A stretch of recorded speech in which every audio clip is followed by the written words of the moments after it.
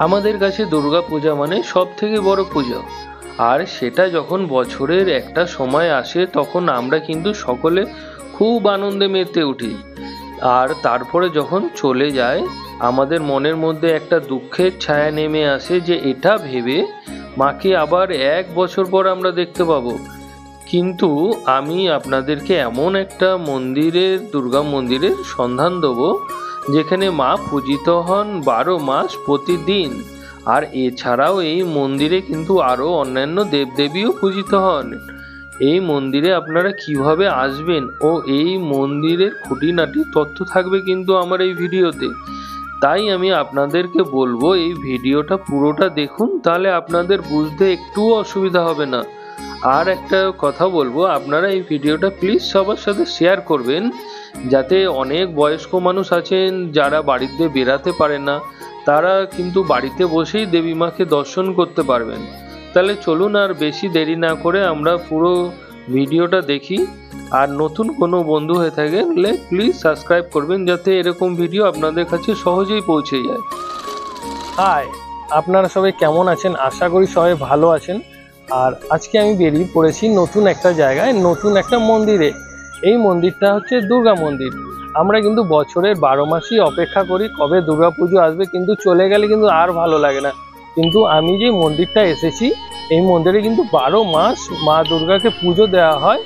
এছাড়াও অন্য অন্য দেবদেবীরও এখানে পুজো দেওয়া হয়। আপনাদের পুরো মন্দিরটা আমি ঘুরে দেখাবো, আপনাদের কেমন লাগলো জানাবেন। আর এখানে আপনারা কিভাবে আসবেন, কোন দিক দিয়ে আসলে আপনাদের সবচেয়ে সুবিধা হবে, মন্দিরের ওপেনিং টাইম সম্পূর্ণ কিন্তু থাকবে আমার এই ভিডিওতে। আপনারা পুরো ভিডিওটা দেখুন, তাহলে আপনাদের সত্যি খুব ভালো লাগবে আর অনেক কিছু জানতেও পারবেন। চলুন তাহলে আপনাদের পুরো ভিডিওটা দেখাই।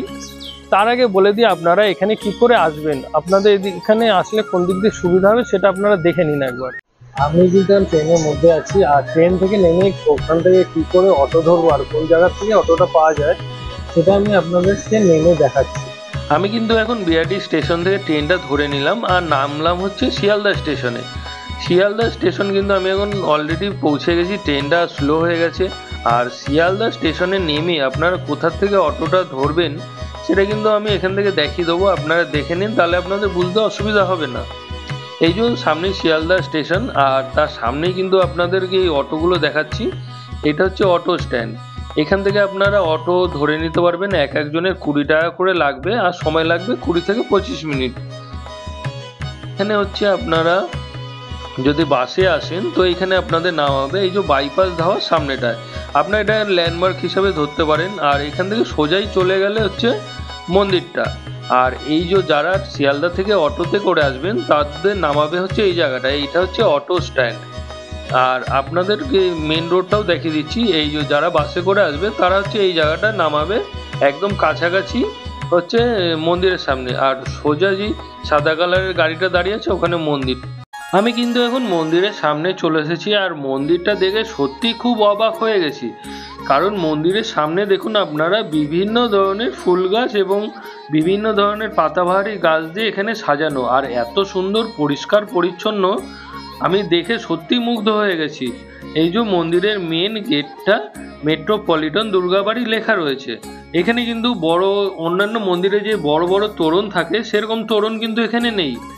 আর এখানে আপনারা দেখুন মন্দিরের চূড়াটা দেখাচ্ছি কতটা বড়, মানে মন্দিরটা সত্যি অনেকটাই বড় জায়গা নিয়ে।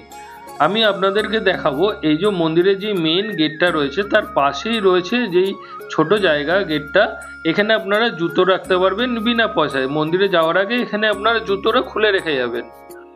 এবার আমরা মন্দিরের গেট থেকে ভেতরের দিকে প্রবেশ করব। মন্দিরের সিঁড়িটা আমি আপনাদের দেখাচ্ছি, সেই আগে যেমন বিভিন্ন রাজা মহারাজার বাড়িতে থাকতো যে সিঁড়িগুলো, সেরকম ধরনের সিঁড়িটা সামনে সোজা উঠে দুদিক থেকে দুটো ভাগ হয়ে গেছে। এই যে মন্দিরের চূড়াটা দেখুন, এখানে কিন্তু একটা দুর্গা মন্দির না, এখানে কিন্তু অনেকগুলো মন্দির আছে, তার জন্য অনেকগুলো চূড়া আপনারা দেখতেই পেলেন। আমি আপনাদেরকে পুরো আলাদা আলাদাভাবে দেখাচ্ছি। দেখুন এই যে আমি এখানে যখন ভেতরের দিকে প্রবেশ করলাম, প্রবেশ করে এখানে কিন্তু 5খানা মন্দির রয়েছে, যেটা প্রথমেই কিন্তু এখানে রাধা গোবিন্দ মন্দির আর বলরাম সুভদ্রা জগন্নাথ দেবের মন্দির, তার পেছনের দিকেই রয়েছে হচ্ছে শিব ঠাকুরের মন্দির। আর এই যে এই দিকটায় রয়েছে হচ্ছে বজরংবলী মন্দির, তার ঠিক পেছনে রয়েছে ভবতারিণী কালী মাতা মন্দির, আর মধ্যিখানে রয়েছে হচ্ছে দুর্গা মন্দিরটা। আমি আপনাদেরকে চলুন দুর্গা মন্দিরের ভেতর দিকে এবার নিয়ে যাচ্ছি। এই যে দুর্গা মন্দিরের ভেতরের দিকটা দেখুন, এই যে নাট মন্দিরটা কত সুন্দরভাবে সাজানো, আর এখানে এত সুন্দর পরিষ্কার পরিচ্ছন্ন, আপনারা দেখতেই পাচ্ছেন। ক্যামেরাতে কতটা বুঝতে পারছেন আমি জানি না, সত্যি খুব মানে পরিষ্কার পরিচ্ছন্ন জায়গাটা। এই যে আপনাদের বলেছিলাম 5খানা মন্দির, আমি আস্তে আস্তে সেগুলোকে দর্শন করাবো। এখানে সমস্ত মন্দির কিন্তু আলাদা আলাদাভাবে রয়েছে, আর দেখুন কত সুন্দর কারুকার্য করা, মানে খুব সুন্দর একটা জায়গা। আমি এখন আপনাদের মায়ের মূর্তিটা দর্শন করাবো। এখানে মায়ের মূর্তিটা কিন্তু পিতলের হয়, আর আপনাদেরকে বলবো আপনাদের আর 365 দিন অপেক্ষা করতে হবে না, কারণ দুর্গা পুজোর পর সত্যিই মনটা খারাপ হয়ে যায় যে আবার মাকে কবে দেখতে পাবো। আপনারা এখানে চলে আসুন, বছরে 365 দিন সকাল সন্ধ্যা মাকে পুজো করা হয়। আপনাদের এতক্ষণ দেখালাম দুর্গা মাতার মূর্তিটা, এবার এখানে আরও যে বিভিন্ন দেবদেবী পূজিত হন ওনাদের মন্দিরের সামনে আপনাদের নিয়ে যাচ্ছি, দেখুন ভালো লাগবে। এই যে আমি এখন যে মন্দিরের সামনে চলে এসেছি, এই মন্দিরে রাধা কৃষ্ণজি আর এছাড়াও বলরাম, জগন্নাথ, সুভদ্রাজি এখানে পূজিত হন। এখানে কিন্তু রথের সময় খুব বড় করে অনুষ্ঠান হয় এই মন্দিরে। আমি এবার যে মন্দিরের সামনে চলে এসেছি, এই মন্দিরটা কিন্তু কালী মাতার মন্দির। এখানে কিন্তু কালীমা পূজিত হন, আপনাদের দেখুন। আর এই কালী মন্দিরটা কিন্তু ভবতারিণী কালী মন্দির।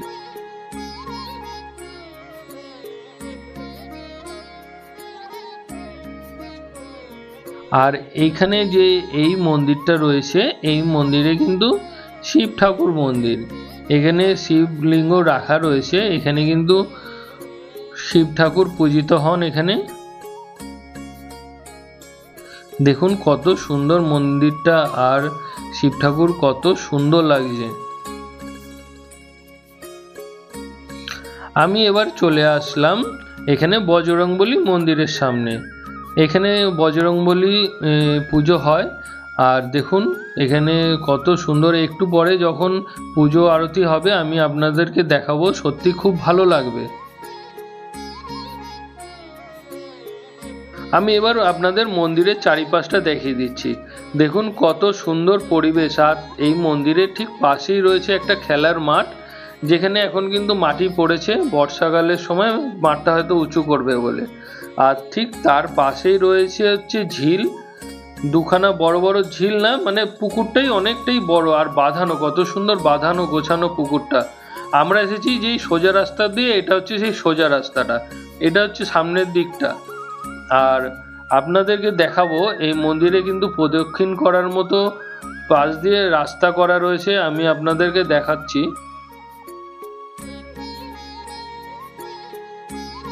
আর এই মন্দিরের দেওয়ালে কিন্তু মানে অনেক মূর্তি রয়েছে, যেগুলো আপনারা দেখলে সত্যি খুব ভালো লাগবে। দেখুন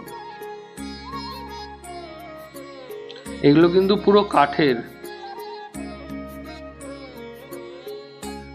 আর মন্দিরটা এত সাজানো গোছানো আর এত সুন্দর পরিষ্কার, সত্যি আপনারা দেখলে খুব ভালো লাগবে।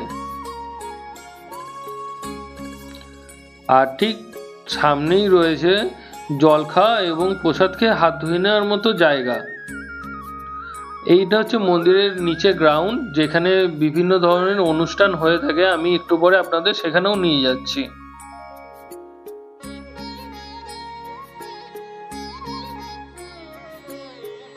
এই যে মন্দিরের নিচেটা এই জায়গাটা, আর যেখানে আপনাদের বললাম যে বিভিন্ন ধরনের এই মন্দিরের বিভিন্ন ধরনের উৎসব যেখানে পালন হয়, এটা হচ্ছে সেই জায়গাটা। এখন সামনেই রথযাত্রা আসছে, তার আগে মন্দিরটা পরিষ্কার করে নিচ্ছে আর একবার করে। আর এখানে কিন্তু রথযাত্রা কিন্তু অনেকটাই বড় করে হয়। দেখুন এটা হচ্ছে মন্দিরের যে গ্রাউন্ডটা, সেটা এখানে বিভিন্ন ধরনের ফুল গাছ দিয়ে খুব সুন্দরভাবে সাজানো গোছানো একটা জায়গা। এখানে আসলে আপনারা সত্যি খুব ভালো লাগবে। এখানে চাইলে আপনারা বসতেও পারেন, এখানে এত সুন্দর পরিষ্কার পরিচ্ছন্ন, আপনারা বসতেই পারবেন এখানে, এত সুন্দর জায়গা। আর এখানে গাছগুলো দেখুন, চারিদিকে এখানে গাছগুলো ঘেরা রয়েছে, খুব ভালো লাগছে। আর এটা হচ্ছে মন্দিরের সামনের দিকটা, এখানে কিন্তু খুব সুন্দর বসার জায়গা রয়েছে। মন্দিরের যে মেন গেটটা তার সামনেই এই বসার জায়গাগুলো রয়েছে, যেটা হচ্ছে পুকুর পাড়ে। খুব সুন্দর হাওয়া আসছিল, আমি এখানে অনেক সময় বসেও ছিলাম। আর মন্দিরে যখন আপনারা প্রবেশ করবেন তার পাশেই পাবেন এই বট গাছটা। এখানে দেখলাম দড়ি, অনেকে হয়তো মানত করার জন্য এই জায়গাটা। আমি এখন মন্দিরের ভেতরে চলে এসেছি, কারণ কখন 5টা বেজে গেছে বুঝতেই পারিনি। মন্দিরের গেটটা খুলে গেছে, আর মাকে যে প্রসাদ দেওয়া হবে তার জন্য থালা বাসনগুলো পরিষ্কার করা হচ্ছে। আর এছাড়াও মার যে পুরনো ফুলগুলো দেওয়া হয়েছিল সেইগুলো খুলে নতুন ফুলের মালা মাকে পরানো হচ্ছে এখন। দেখুন, আমি তার আগে আপনাদের মন্দিরের বাইরেটা আরেকবার দেখে দিচ্ছি, কারণ সন্ধ্যাবেলায় এখানে আরও সুন্দর লাগে দেখতে। চারিদিকে লাইট জ্বালিয়ে দিয়েছে। আর এছাড়াও যে পুকুরটা ছিল সেই পুকুরের মধ্যে কিন্তু ঝর্ণা, আমি বিকালবেলা বুঝতে পারিনি, এখানে কিন্তু ঝর্ণা দেখুন চালিয়েছে।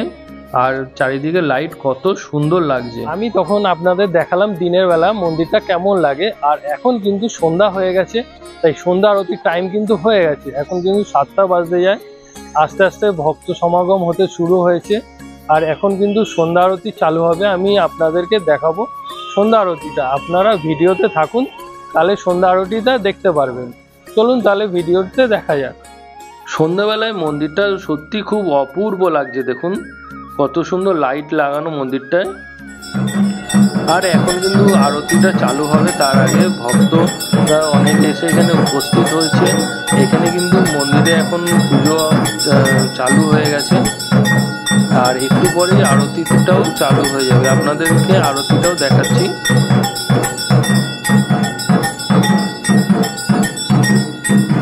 এখানে কিন্তু অনেক ভক্ত এসে উপস্থিত হয়েছে। এখানে যখন মায়ের মন্দিরে আরতি চালু হয়েছিল তখন আরো অন্যান্য মন্দিরেও কিন্তু আরতি একসাথেই চালু হয়ে গেছে, আপনাদেরকে সেটা দেখাবো। এখানে যে আরো যে মন্দিরগুলো রয়েছে সেখানেও কিন্তু আরতি চালু হয়ে গেছে, আপনারা দেখুন, সত্যি খুব ভালো লাগবে।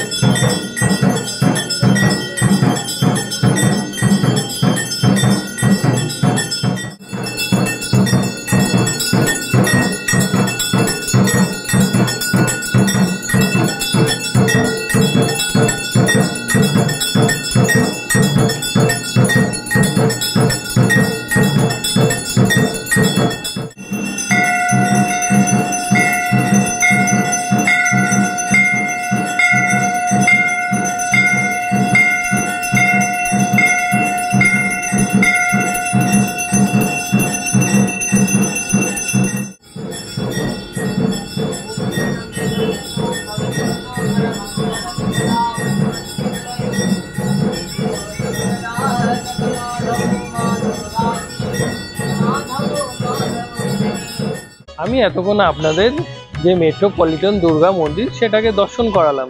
তো আপনাদের কেমন লাগলো? আর এছাড়াও মন্দিরের ব্যাপারে যদি অন্য কিছু জানার থাকে তো আমাকে কমেন্ট বক্সে কমেন্ট করে জানাতে পারেন। তাহলে আপনাদের সাথে আবার দেখা হচ্ছে পরবর্তী নতুন কোনো ভিডিওতে।